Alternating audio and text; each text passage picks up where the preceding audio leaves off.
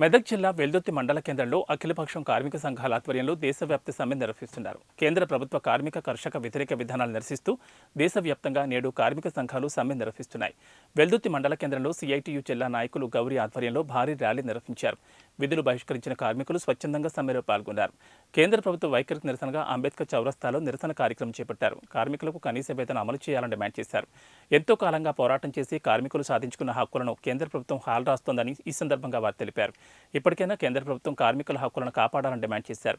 ఈ కార్యక్రమంలో సంఘం జిల్లా కార్యదర్శి గౌరీ, బాబు, వెంకట్, బాబు, సాయిలు, అశోక్, యాదగిరి, విఠల్, నరసింహులు, కళ్యాణ్, కసిం, రాజు, నాగరాజు పాల్గొన్నారు.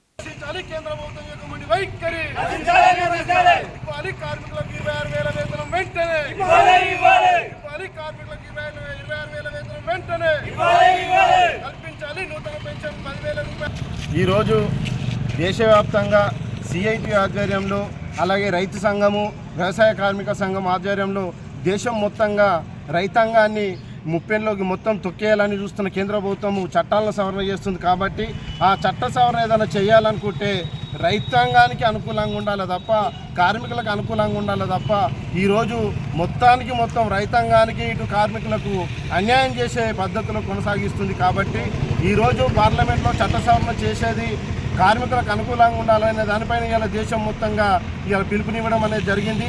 అందులో భాగంగానే ఇలా వెల్దుర్తి మండల కేంద్రంలో కూడా బంద్ ప్రకటించడం అనేది జరిగింది. గ్రామీణ ప్రాంతాల్లో కూడా ఈరోజు వ్యవసాయ కార్మిక సంఘం ఆధ్వర్యంలో, రైతు సంఘం ఆధ్వర్యంలో ఉపాధి హామీని కూడా బంద్ పెట్టడం అనేది జరిగింది.